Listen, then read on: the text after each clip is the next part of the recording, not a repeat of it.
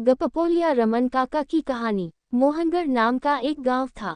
गांव के सभी लोग वहां एक साथ मिलकर रहते थे। वहां के अधिकतर लोग प्रमाणित और मेहनती थे। गांव में रमन काका रहते थे। वो भी अच्छे थे लेकिन चुगली करते रहते थे। एक दिन रमन काका भ्रमण पर निकला और उसने गांव के सभी लोगों को बताया कि वह विश्व भ्रमण पर जा रहा है। सभी लोगों ने उनका स्वागत कर उन्हें विदाई दी। रमन काका को गए हुए 1 साल हो गया लेकिन रामन काका वापस नहीं आए। गांव के सभी लोग निश्चिंत थे क्योंकि उन्हें रामन काका की बातें नहीं सुननी पड़ती थीं। अंततः 1 वर्ष के बाद रमन काका वापस आए। गांव के नेताओं और उनके दोस्तों ने उनका स्वागत किया और उनके सम्मान में रात्रिभोज का आयोजन किया।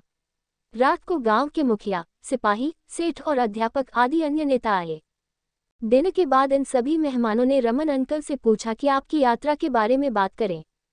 रमन काका: अरे दोस्त, ये बहुत ही मज़ेदार था। मैं पास के गांव रामपुर में गया। वहां से स्टीमर पर चढ़े। स्टीमर से दुनिया भर की यात्रा करनी थी। समुद्र के बीच में ऐसा रोमांच हुआ कि जिधर देखो उधर पानी ही पानी।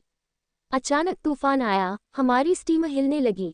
देखते देखते कुछ ही मिनटों में स्टीमर टूट गया और सभी लोग डूबने लगे। मेरे हाथ में एक बड़ा तख्ता आया और मैंने उससे चिपक गया।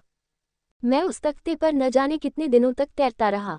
इस प्रकार तैरता हुआ मैं एक किनारे पर पहुंच गया। वह किनारे पर उतरा। मैं भूखा प्यासा था। वहां के लोग बहुत अच्छे थे। उन्होंने मुझे खाना दिया, मेरा इलाज किया। तब मुझे पता चला कि उस द्वीप का नाम मायन आइलैंड है। मैं वहां कई दिनों तक रहा और ठीक हो गया। फिर मैंने वहां लोगों से कहा कि मैं अपने घर जाना चाहता हूं। उन सभी अच्छे लोगों ने मुझे एक वाहन में बिठाया और हमारे गृहनगर के तट पर ले गए। वहां से 2 महीने भटकने के बाद मैं अपने गांव पहुंचा। इतना सब होने के बाद गांव के शिक्षक राकेश भाई कहते हैं, बात पर यकीन नहीं हो रहा है।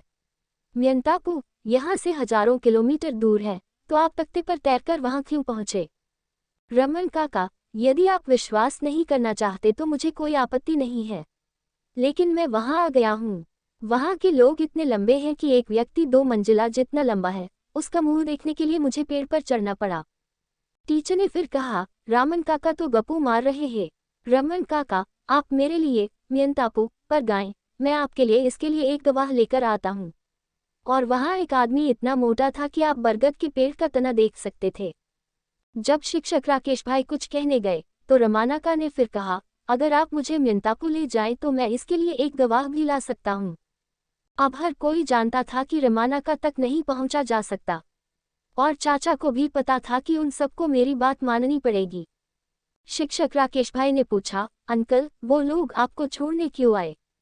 रमन काका: क्योंकि मैंने भी वहां पराक्रम दिखाया है। ऐसे पराक्रम के बारे में मत पूछो। फिर वे लोग मेरा आदर करने लगे। तब मैंने उनसे कहा कि मैं अपने घर जाना चाहता हूँ। तब वे लोग मेरे पास आए और मेरा आदर सत्कार किया। शिक्षक अशोक भाई ने फिर पूछा, तुमने इतना साहस और पराक्रम कहाँ दिखाया? रमन काका: बहुत सारे साहसिक कारनामे किए थे। अगर मैं तुम्हें बताऊं तो तुम विश्वास नहीं करोगे। मुखी ने चाचा का पन्ना पलटा और कहा, सच बताओ। रमन काका: चलो एक साहसिक कार्य कहते हैं। मैंने एक छलांग में उनकी झील पार कर ली। शिक्षक राकेश भाई: तालाब बहुत छोटा होगा। रमन काका: अरे, जैसा हो सकता है वैसा रहने दे। ये हमारे गांव की झील जितना बड़ा था। लेकिन तुम्हें विश्वास नहीं है। मेरे साथ आओ म्यंतापू, मैं तुम्हारे लिए साक्षी लेकर आता हूँ। शिक्षक राकेश भाई: अब आप सही जगह पर आए हैं अंकल। हमें म्यंतापू जाने की जरूरत नहीं है।